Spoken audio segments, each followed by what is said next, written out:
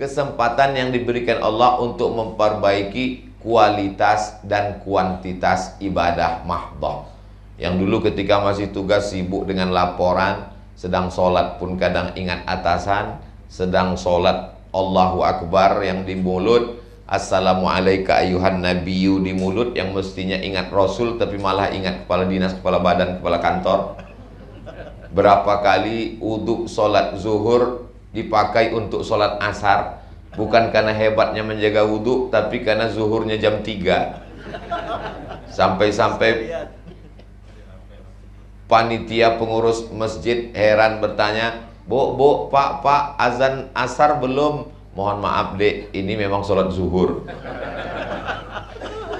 Berapa banyak terlambat masuk masjid, masbuk di rakaat keempat, hampir saja imam salam, di situ maju masuk ke dalam masjid, tapi justru keluarnya yang pertama sebelum zikir dan doa.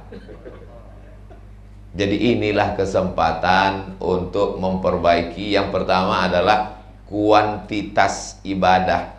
Jadi amat sangat banyak kesempatan. Selama ini sibuk keluar kota, lembur, rapat, pagi itu meeting, hearing, segala macam, tidak sempat untuk melaksanakan ibadah-ibadah sunnah.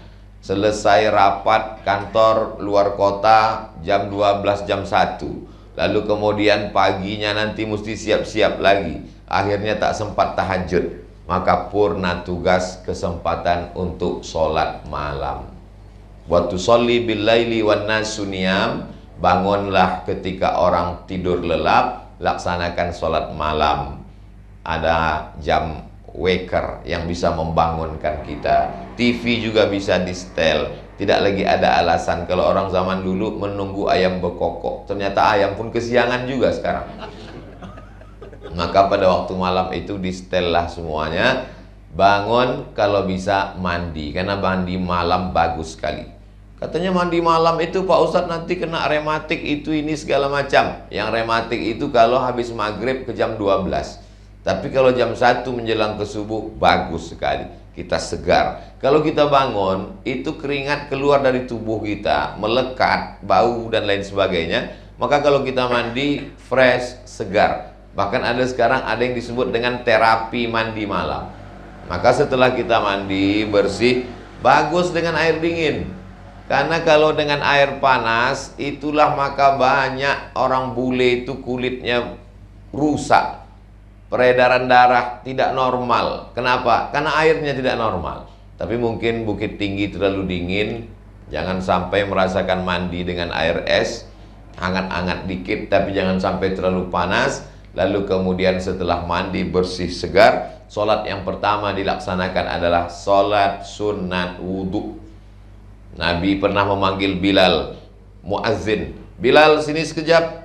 Ada apa ya Rasulullah? Sami'tu daffana 'alaika baina yadayya fil jannah. Aku dengar suara gesekan sendalmu di surga. Orang yang masih di dunia, sendalnya sudah masuk surga.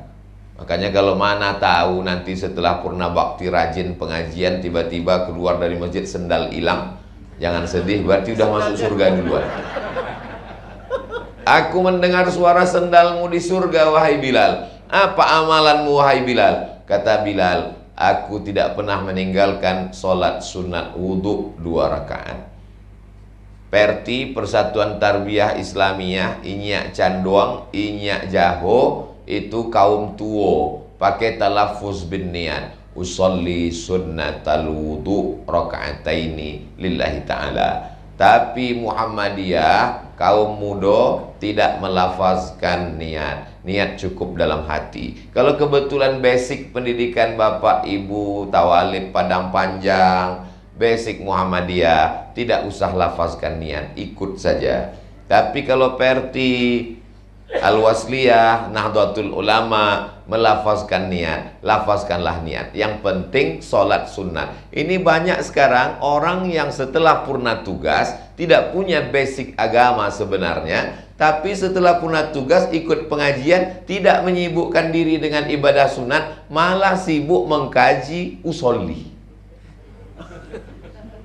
Sementara dia tidak punya keahlian di bidang itu. Nahwu tidak bisa, sorob tidak bisa, fikih tidak bisa, qawaidul fikih tidak tahu, mustalah istilah-istilah fikih tak tahu, tapi malah sibuk membahas usoli tak usoli. Itu pembahasan yang berat. Pembahasan masalah hukum fikih, akidah, usoli itu teknis, pembahasan itu berat. Yang berat itu biar aku aja. Ibu tinggal, bapak tinggal pilih. Kalau mau pakai usoli, pakai usoli. Tidak pakai usoli, tidak pakai usoli. Dua-duanya ijtihad ulama, dua-duanya baik. Jadi kalau kebetulan basic pendidikannya adalah kaum tua, usolli sunnatal wudu raka'ataini lillahi ta'ala. Saya tidak dididik pakai itu Pak Ustaz. Ya tidak usah, tidak apa-apa. Allahu Akbar. Aku tidak pakai usolli tadi. Niat itu di dalam, tidak berbunyi, tidak bersuara. Ustaz Somad kalau sholat pakai usolli, pakai. Kenapa Ustaz pakai usolli? Mungkin tadi ambo habis buka handphone, habis nonton TV, kadang hati berbolak-balik.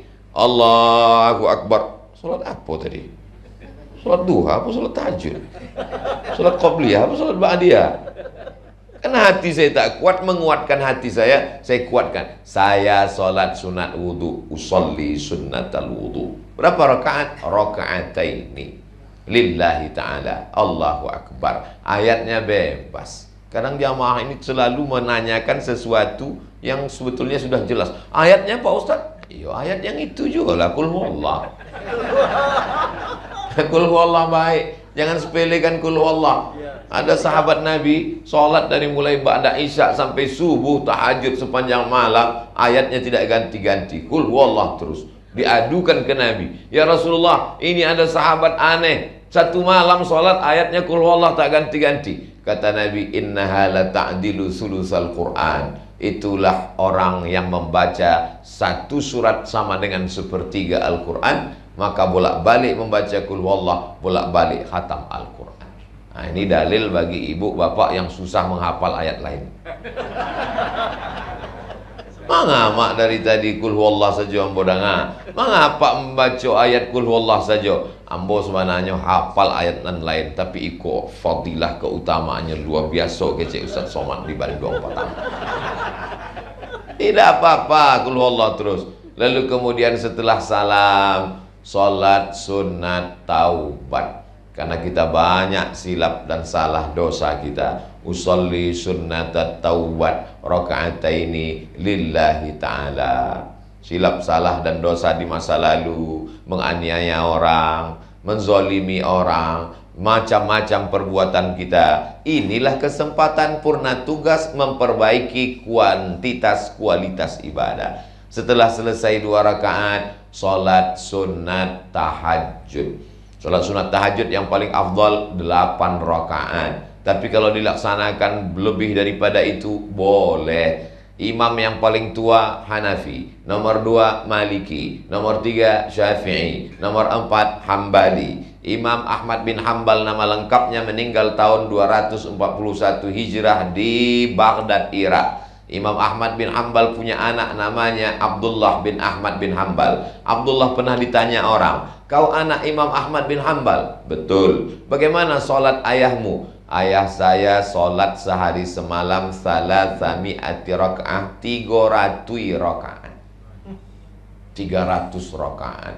Kemudian dia difitnah oleh Mu'tazilah, masuk penjara. Jadi Imam Ahmad bin Hambal pernah masuk penjara. Di dalam penjara disiksa, dicambuk, dipukul, tak bisa tegak berdiri, keluar dari penjara 150 rakaat.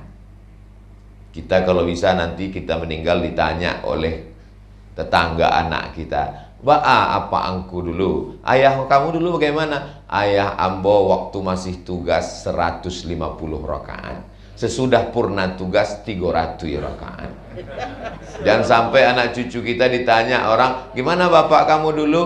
Ibadahnya biasa aja, tapi duduk di depan TV sinetronnya luar biasa.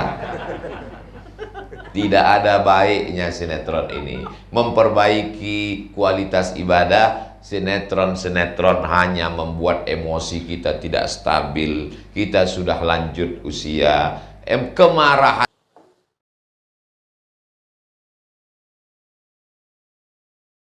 Jangan lupa like, comment, and subscribe.